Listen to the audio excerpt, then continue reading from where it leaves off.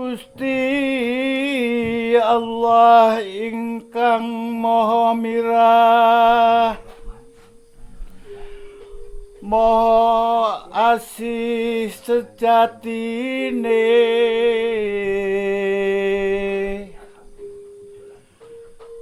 muslimin ingkang kinasih, para werda lan taruna ingkang jaluk lan pawestre, iwa kongsi padha lale wajibing uripun niku. Manut dawuhing Allah kapacak ing kitab suci, kitab Quran panutan ingkang sampurna.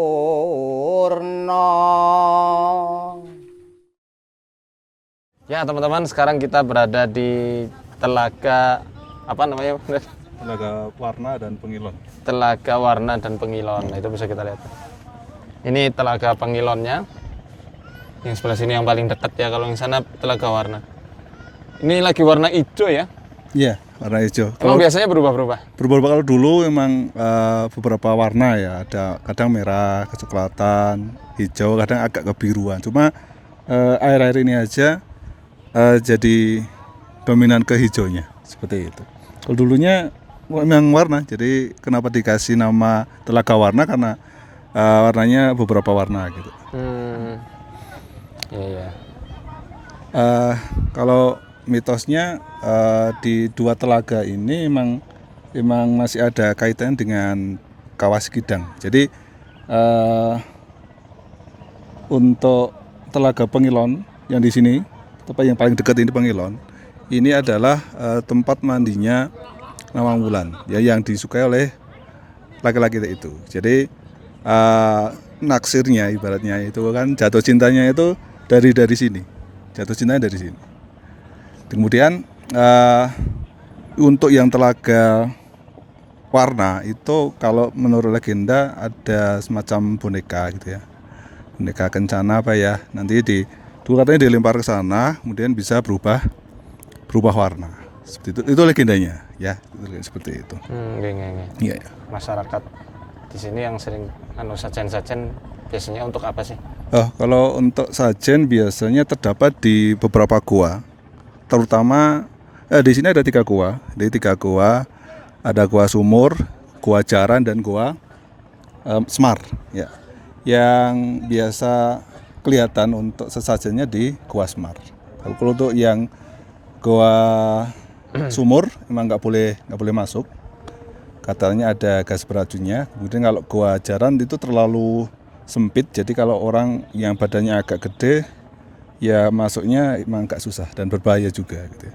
Yang agak mudah ya yang di Gua Semar gitu ya, di sebelah ini. Gua Semar ini katanya sering dibuat pertapa juga ya? Pertapa. Termasuk Bapak Presiden kita yang kedua ya? Iya. Bahkan sampai sekarang pun ada beberapa yang masih ada ritual di sana. Dan dari ketiga gua ini yang ditutup nggak sembarangan orang bisa masuk ya hanya di Gua Semar gitu. Gua Semar ya. Gua Semar. Kalau Gua Jaran, Gua Sumur terbuka, silakan mau masuk gitu ibaratnya kayak gitu. Kalau berani ya silakan gitu. Memang itu khusus ritual gitu ya. Nah, tapi kalau yang Gua Semar memang tidak sembarangan orang bisa masuk. Ada sejarahnya enggak sih kenapa dinamai Gua Semar, Jaran, Gua Sumur?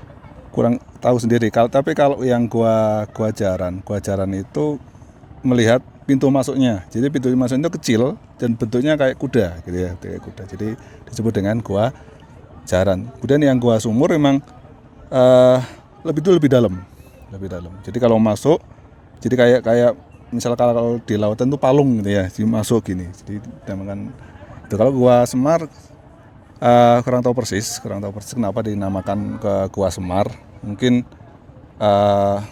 dulu zamannya Bapak Presiden kedua barangkali itu yang kesini barangkali juga dikasih nama Semar. Dan dulu ceritanya kenapa Pak Presiden bertapa di sini, karena kalau misalkan ada musuh yang mengejar atau orang-orang yang berniat jahat ke sini, itu orang bisa masuk terus ke Gua Semar itu, nanti kan tembus ke daerah mana saya lupa, ke daerah lain lah di luar Dieng. Jadi orang-orang yang mau berlaku jahat itu nggak akan bisa masuk gitu. Itu ceritanya seperti itu.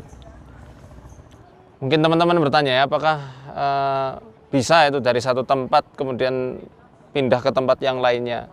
Bagaimana pandangan syariat Islam memandang hal tersebut? Nah, sebenarnya di Al-Quran juga sudah dikabarkan mengenai hal ini. Bisa teman-teman simak di surat An-Naml juz 19 ayat 39. Di situ Allah Ta'ala berfirman, wa qala ifritum minal jinni ana atika bihi qabla an taquma min maqamik wa inni alaihi laqawiyyun amin. Berkatalah Ifrit ya kepada Sulaiman, menawarkan dirinya, aku bisa memindahkan singgasananya Balqis qabla an taquma min maqamik wa inni alaihi laqawiyyun amin. Aku bisa memindahkan singgasananya Balqis itu sebelum engkau berdiri dari tempat dudukmu. Nah, cepat sekali. Padahal zaman tersebut transportasi itu ya tercepat paling menggunakan kuda atau onta. Belum ada pesawat terbang. Tapi Ifrit dia bisa memindahkan singgasana yang jarak tempuhnya, kata Syekh Mutawali As-Sa'rawi dalam kitab tafsirnya, itu 4 bulan perjalanan. 2 bulan untuk pergi dari kerajaannya Nabi Sulaiman sampai ke negeri Sabak, 2 bulan lagi untuk kembali. Nah, Ifrit langsung itu sebelum berdiri, langsung ada singgasananya. Jadi bisa saja ketika manusia memang istimta ya, seperti yang sudah pernah kita bahas, manusia ada hubungan timbal balik kepada bangsa jin, kepada para danyang. Ya, para jin itulah yang nantinya bisa memindahkan orang dari satu tempat ke tempat yang lainnya. Dengan beberapa ritual-ritual dan metode-metode yang wallahu a'lam ya, tergantung tata cara dari masing-masing orang. Menarik ini, kenapa kok Semar seakan-akan menjadi sangat sakral di tanah Jawa. Dalam dunia pewayangan, khususnya wayang Purwaka ya, Semar ini adalah salah satu produk asli Indonesia, made in Indonesia, punakawan ya. Kalau aslinya ya sebenarnya tidak ada itu di kisah-kisah pewayangan yang aslinya. Semar sebagai wujud cerminan masyarakat bawah, dia itu apa adanya. Kadang kalau lagi lakon wayangan ada yang namanya gara-gara atau punakawan muncul, pasti untuk meriuhkan suasana yang tadinya tegang, para ksatria mau berperang, punakawan muncul. Semar dan ketiga anaknya, Petruk, Gareng, Bagong itu. Kita bisa lihat betapa Semar itu di cerita-cerita wayang Purwaka, pasti ketika ksatria itu diikuti Semar, pasti nantinya dia akan menang dan dia berada dalam kebajikan. Itu juga sebaliknya, ksatria yang tidak dimomong sama Semar, dia berada dalam kesesatan dan pasti kalah dalam cerita-cerita pewayangan Purwaka, pewayangan Jawa ini. Makanya Semar sendiri punya daya magis tersendiri ya. Sebenarnya bahasan masalah Semar ini bisa kita bahas lebih dalam lagi. Sampai ada yang mengaitkan bahwasanya Semar ini ya adalah Sabdo Malon yang bertarung melawan Syekh Subakir di pakunya tanah Jawa di Gunung Tidar. Kalau gua Semar itu di mana sih, Mas?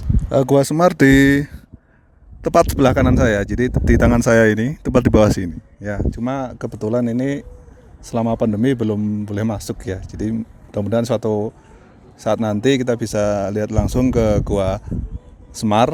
Jadi kalau pintunya, gerbangnya masuk guanya nggak begitu dalam sih, ya sekitar 3 meteran lah, 3 meteran. Cuma di kanan kirinya ada yang bisa tembus masuk seperti itu. Dan untuk masuk sana memang harus suci ya, kata orang sini harus suci, kemudian perkataannya juga dijaga, jangan bicara sembarangan seperti itu. Pernah ada yang di sini bahasanya ditempong, ditampar gitu ya, sampai merot gini karena menantang gitu. Katanya nggak boleh bilang bahasa kotor ya, dia nantang bahasa pakai kata-kata kotor. Itu seketika itu ya berapa lama lah langsung kayak ditampar gitu ya, jadi merot gini. Akhirnya sama warga sini ya, termasuk apa ya namanya ya, orang kualat. pintar atau apa yang kemudian disembuhkan gitulah. Dibilangnya kualat gitu ya, jadi wani nantang gitu ya. Kalau di sini emang cukup kental apa namanya sinkretisme itu nih. Sinkretisme ya. Iya betul, jadi masih begitu kental nuansanya seperti itu. Nah ini menarik ya. Walaupun kita ini adalah makhluk yang lebih tinggi daripada jin, Allah tundukkan bumi, Allah mudahkan bumi ini untuk hidupnya manusia. Bahkan Allah layarkan kapal-kapal itu di samudra untuk kemaslahatan hidup manusia. Allah tundukkan para hewan-hewan itu untuk manusia. Tapi ingat ya, jangan seakan-akan menjadi sang maha sempurna. Kita memang sempurna di kalangan makhluk, sempurna dari penciptaannya, sempurna bentuknya, sempurna kehidupannya, sempurna akalnya, sempurna jiwanya bagi yang mau menyempurnakannya. Tapi ingat, kita bukan maha sempurna. Jangan nantang-nantang. Walaupun kita tidak boleh takut sama jin, tapi jangan nantang-nantang. Nanti jatuhnya takabur, ujub, sombong. Kalau sudah demikian, Allah berikan ujian kepada orang tersebut, pelajaran. Apakah bisa jin menampar manusia sampai mengok begitu ya, sampai seperti orang stroke? Bisa saja. Banyak sekali hadis-hadis yang menjelaskan bahwasanya jin itu bisa menyakiti manusia. Dalam Al-Quran contohnya surat Shad ya, ayat 41. Wadkur abdana ayyuba idna darabbahu anni massaniya syaitanu binusbi wa adab. Dan ingatlah kisah hamba kami Ayyub alaihissalam, tatkala semakin parah sakitnya ya, kemudian dia bermunajat kepada Allah, ya Allah, setan telah membuat penyakitku ini menjadi semakin payah dan semakin pedih. Oleh karenanya Allah berikan kesembuhan melalui air yang ternyata ada di bawah telapak kakinya Nabi Ayub. Urkud birijlika hada muqtasalum baridu wa syarab. Suruh hentakan, dek, supaya air itu keluar. Ini adalah air yang baik untuk kamu mandi dan kamu minum. Seketika itu juga sembuh. Nah, pada ayat ini menunjukkan bahwasanya setan bisa memperparah penyakit manusia atau bahkan menghukum manusia ketika manusia itu lalai pada zikir pada Allah Ta'ala, kemudian mengandalkan kesombongan dan kemampuan dirinya sendiri. Ini juga nasihat penting ya bagi para peruqyah maupun orang-orang yang memang memperjuangkan tauhid. Kita memang memperjuangkan tauhid, tapi caranya juga harus santun. Ada kalanya kita santun, ada kalanya kita tegas. Tapi tegas bukan berarti harus serampangan, apalagi harus berkata kotor ya, menantang-nantang untuk membuktikan aku lo kuat, bukan membuktikan kalimat Allah yang dikjaya, tapi justru membuktikan dirinya yang dikjaya. Akhirnya Allah tidak memberikan perlindungan, biar ditampar sama setan itu. Cetar. Ya, hati-hati. Kalau kita memang harus melihat tempat seperti ini untuk penelitian atau untuk berdakwah ya, hendaknya jaga ucapan, jaga sikap, dan tetap pada jalurnya, jalur syariat Allah Ta'ala dan adab-adab yang disunahkan oleh Nabi Sallallahu Alaihi Wasallam. Berkaitan ada rambut gimbal itu ya. Nah, rambut gimbal itu secara ilmiah atau secara logika emang susah ketemu gitu ya. Itu emang ada peran dari leluhur atau gimana kira-kira tadi itu? Sebelum ranah ilmiah ini nanti ditemukan mungkin ya oleh para ilmuwan, saya harap sekali ada ilmuwan-ilmuwan muslim yang mempelajari dan meneliti kenapa kok di daerah Dieng ini banyak sekali anak-anak berambut gimbal. Syukur kalau sudah ada jurnal penelitiannya ya, itu bisa menguatkan hujah kita. Itu bukan karena kutukan, bukan pula karena keberuntungan dari makhluk-makhluk halus gitu ya. Tapi karena belum ada yang meneliti, ya kita rujuk dari kronologi kejadian yang sudah ada. Bahwasanya ada sebuah legenda. Legenda itu muncul pasti karena adanya kepercayaan-kepercayaan yang tercipta di suatu lingkup masyarakat, ya, secara umum, secara luas. Ketika kepercayaan itu mengakar secara dalam, ya, jin akan memvisualisasikan dirinya, rasa takut manusia menjadi apa-apa yang mereka percayai dan yang mereka takuti. Seperti contoh nyata begini, di Indonesia ramai sekali cerita-cerita, misal sosok-sosok genderuwo, sosok kuntilanak, sundel bolong, pocong, babi ngepet, ya, dan lain-lain lah.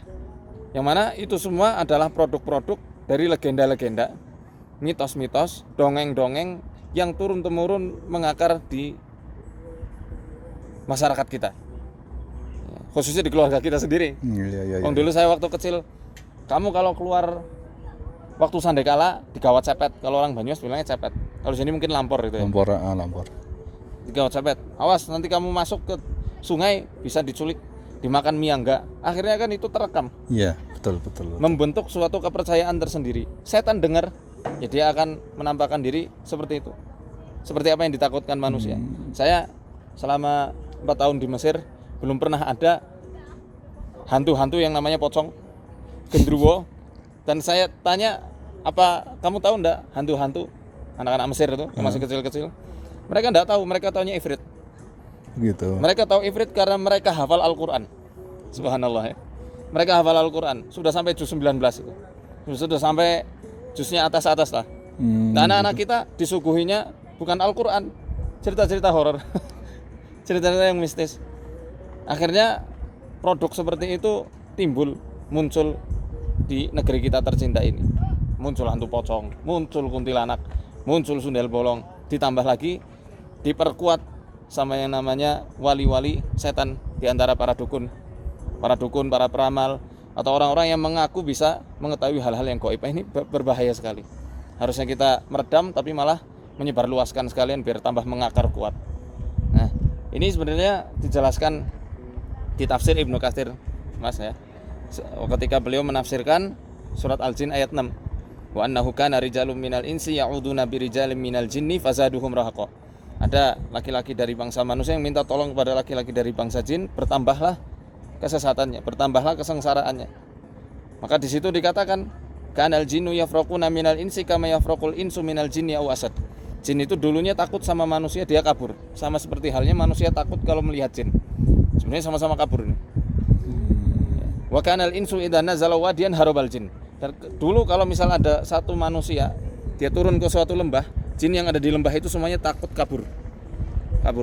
Hingga ada suatu orang yang mengatakan, ya, na'udzu bi sayyidi hadzal wadi, kami minta perlindungan pada jin yang menguasai lembah ini. Di saat itu pula jin yang tadinya mau kabur dengar perkataan itu, mereka mendekati manusia-manusianya, mereka tidak jadi takut, menjadikan manusia itu bebal dan gila. Bebal dan juga gila. Dan ini bisa terjadi bukan hanya pada satu lingkup orang-orang yang suka menyembah, tapi bisa meluas ke masyarakat yang ada di desa atau kota itu. Gitu, termasuk juga gimbal. Ya wallahu alam. Karena bisa sekali jin itu merontokkan rambut manusia, bisa.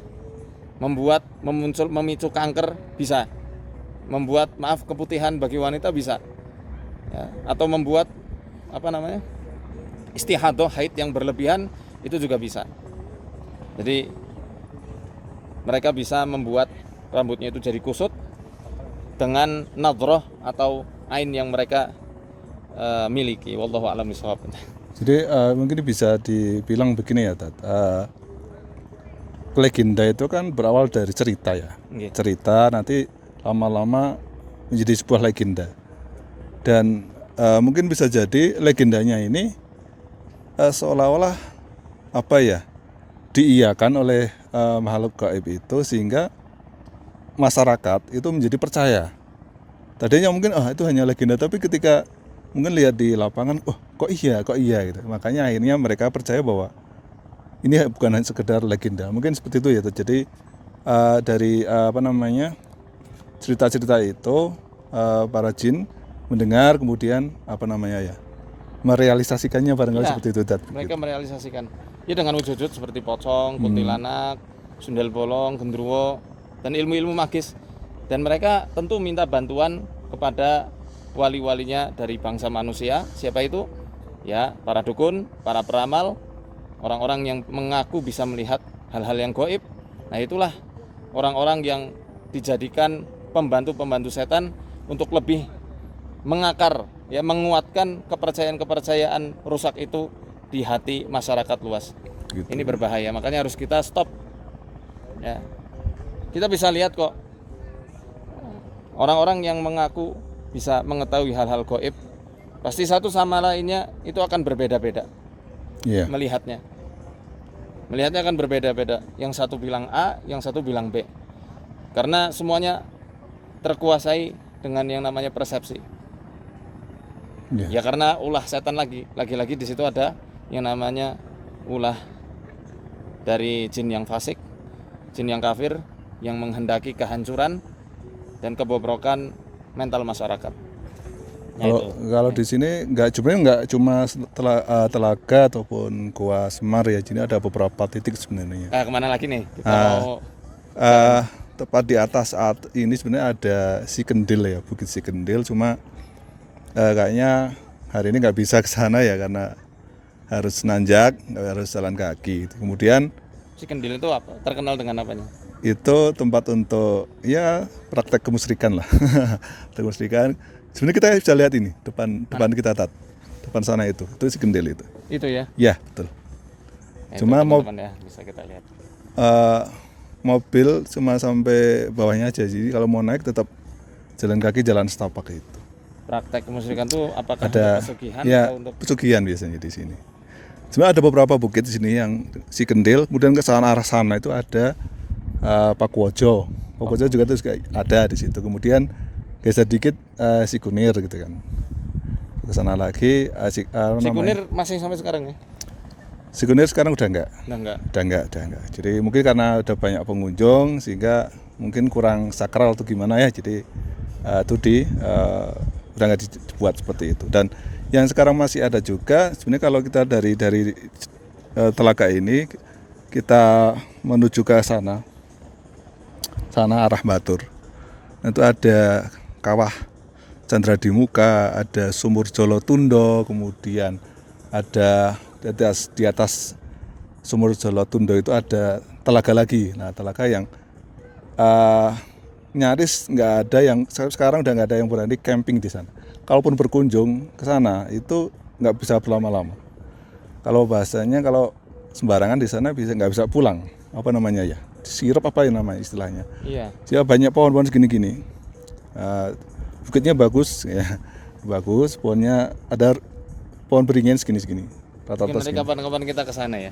Insya Allah kapan-kapan. Kalau menurut saya nih Mas, supaya bisa benar-benar jadi pesugihan yang masuk akal, jadikan tempat lokal wisata. Betul, seperti Sikunir. Ya, nanti hilang itu, pasti terkikis gitu. Iya. Mungkin kita lanjut lagi ya perjalanannya. Siap. Ikuti terus perjalanan kami, masih di menyingkap tabir misteri Dieng.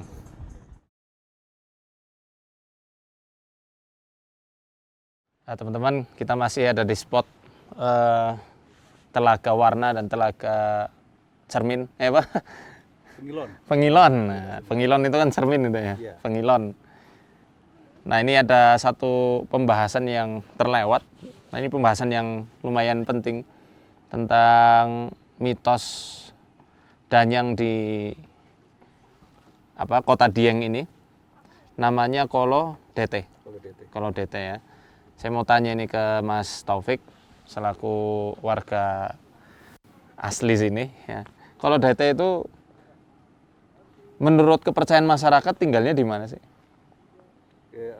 Sehingga berikan sajen mungkin atau apa? Sebelum ke tempat asalnya, jadi kalau DT ini menurut cerita di sini adalah dia pemuka agama, cuma katanya itu setengah manusia, mungkin setengah jin atau apalah. Yang jelas sosok Kolodete inilah yang dibicarakan manusia berkepala gidang gitu ya, dimana sosok Kolodete yang akan mengembalikan bumi Dieng ini menjadi aman tentram kembali. Nah, asal muasalnya itu dipercaya di sekitar telaga ini. Telaga ini ada gunungan bukit awalnya di situ. Kemudian kalau kita lihat agak ke sana lagi ada bukit tinggi lagi, itu perbatasan sampai ke Batang Pekalongan gitu, atau sana. Nah, awalnya ceritanya dari sana. Cuma petilasan ya nggak tahu petilasan atau makam kurang tahu, yang jelas di sini depan lurus ke saya ini, kemudian ke kanan sedikit. Di situ ada semacam makam. Ya, di makam katanya dipercaya di situ Kolodete itu dimakamkan di sana. Di bukit itu ya? Ya, di bukit itu. Jadi bukit itu agak ke kanan dikit. Jadi dimakamkan di sana. Jadi karena makamnya kemudian dibuat acara-acara ataupun ritual-ritual gitu ya, berkaitan dengan ketentraman dari Dieng itu sendiri. Ini menarik, kalau Kolodete itu ada yang mengatakan manusia setengah jin, atau gimana, jin setengah manusia atau yang semacamnya lah, atau makhluk halus itu ya.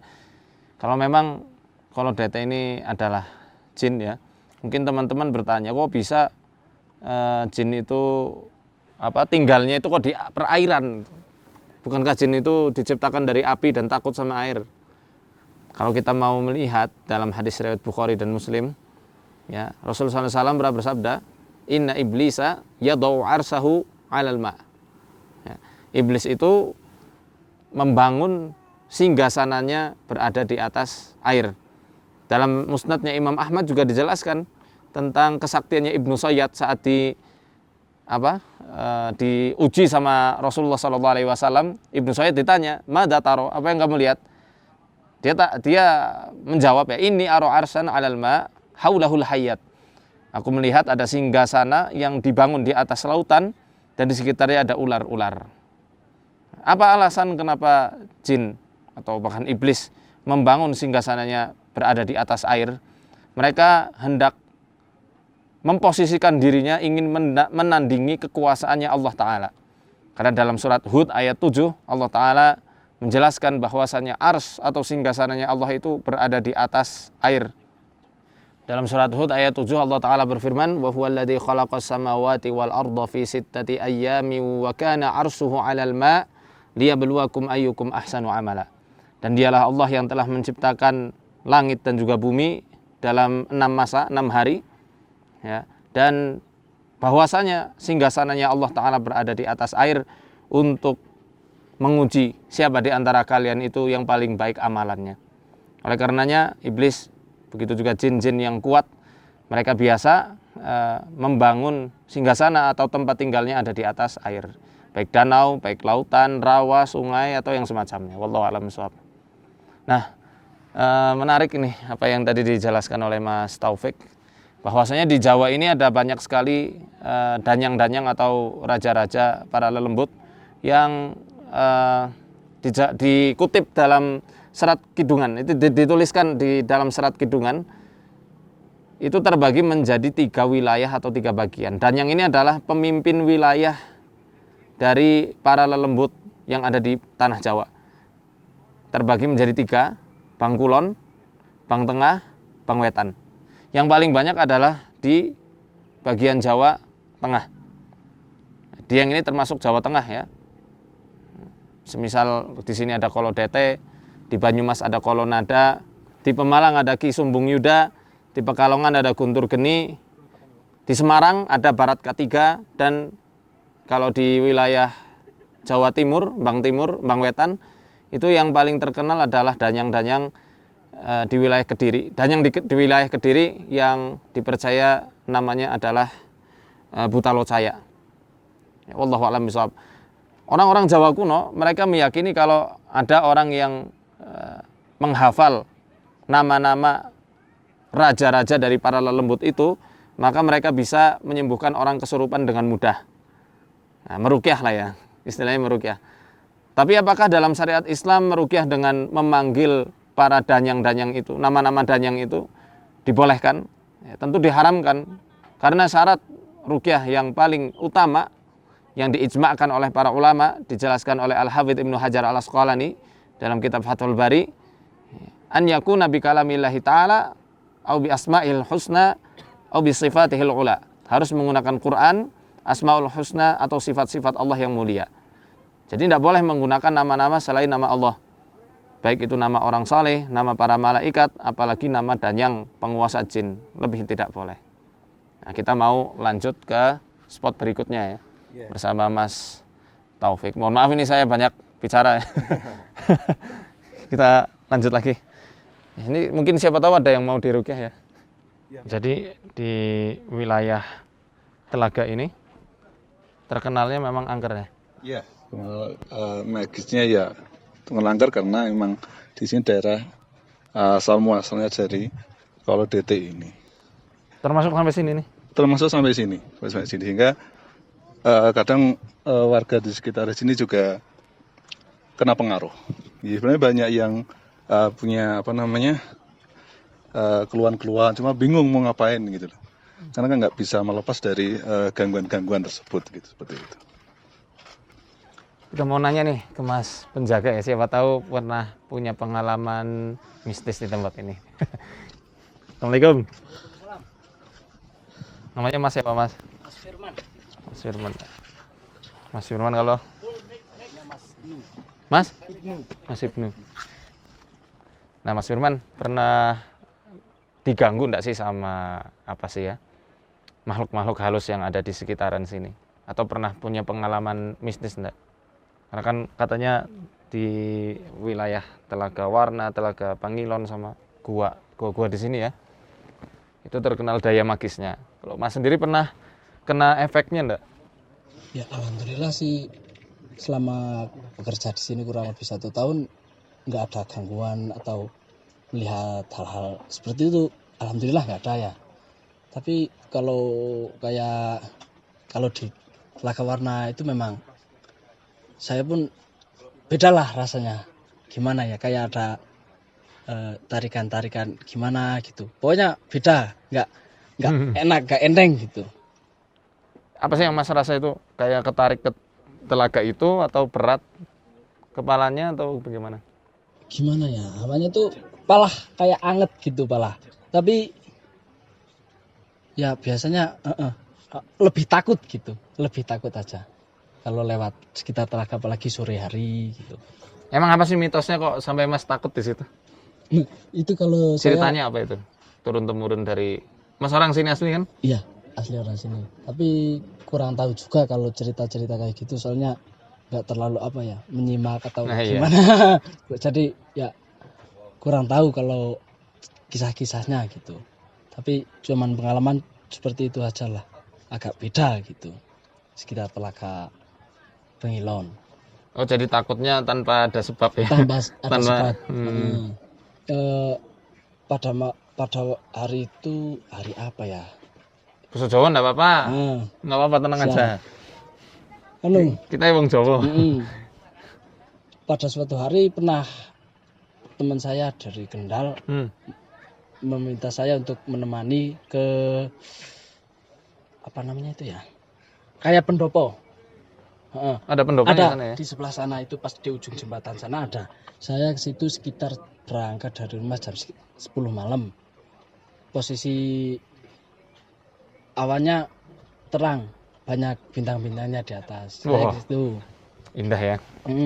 Terus ke situ sekitar jam 10:30 teman saya masuk. Saya juga ikut masuk. Tapi saya nggak kuat, karena apa? Karena dia membakar menyan di dalam. Saya nggak tahu kalau dia mau ngapain. Yang penting saya intinya cuman nemenin. Terus kemudian nggak kuat karena membakar menyan sama baunya itu, saya keluar. Nah pas saya keluar itu posisi pohon-pohon yang kayak nggak ada angin, tiba-tiba langsung ada angin dari arah belakang si pendopo itu, pos gitu. Tapi sekitar kalau lihat agak jauh dari 2-3 pohon dari situ nggak ada angin, yang ada angin cuma di sekitar situ aja. Kemudian nggak lama kemudian teman saya keluar sambil bisikin ke saya, nomornya segini, besok Astagfirullah. beli. Iya. Nah, kemudian saya beli gitu, dan begitulah kira-kira ya saya langsung merinding pokoknya, nggak lagi-lagi gitu rasanya. Apa baru kayak kena angin aja udah takut, apalagi kalau sampai dilihatin sama wujud mungkin ya. Alhamdulillah sih belum pernah kelihatan wujud atau apa gitu. Sampai rumah Mas ada rasa yang aneh enggak? Males sholat, males sama istri, Eh, males ketemu anak, kalau pengennya tidur terus mungkin. malas sholat iya, kalau subuh selalu dengar suara azan, tapi mau bangun itu aduh berat Atis. rasanya. Dingin ya? Dingin, yang nomor 1 dingin, nomor 2 walah rasanya kayak masih ngantuk, padahal tidurnya ya nggak terlalu malam.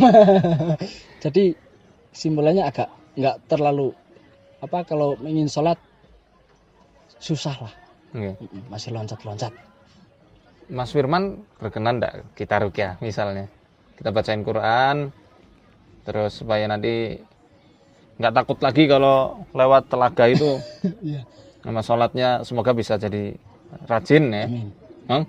Ya, insya Allah saya minat itu. Oh ya. Ya, Mungkin di dalam aja lah. oke. Ayo kita masuk. Oke. A'udzu billahi minasy syaithanir rajim. Bismillahirrahmanirrahim.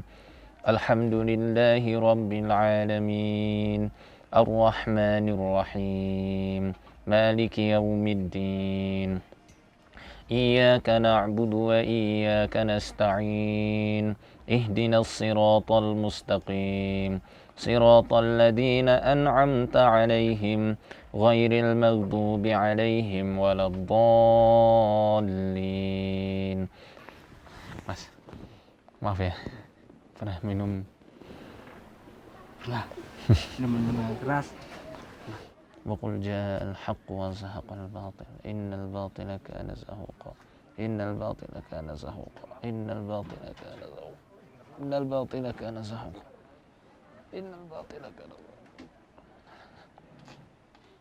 كان زهوقا إن الباطل كان زهوقا إن الباطل كان زهوقا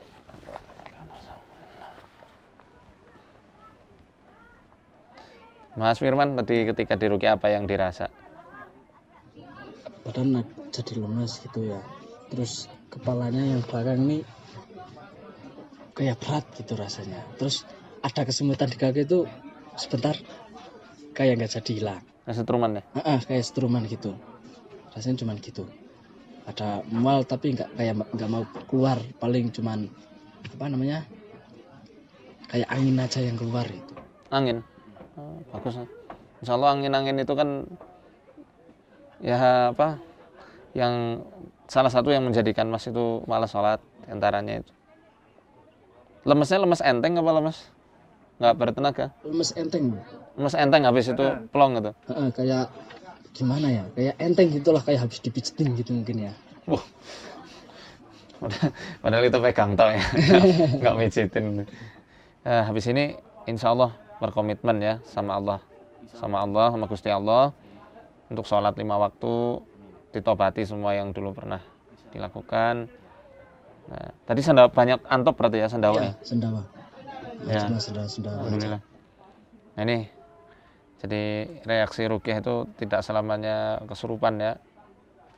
Malah memang bukan untuk kesurupan. Lebih seringnya ya keluar lewat sendawa, keluar lewat kayak setruman-setruman lewat ujung-ujung jari. Tadi kayak ada yang keluar dari jari-jari. Kayak di sini, jari kaki. Apa rasanya? Kayak strumannya itu Keluar. gitu, rasanya itu kayak strum sebentar sampai ujung sini. Ini semutan paling kayak mau kram itu hilang. Ya.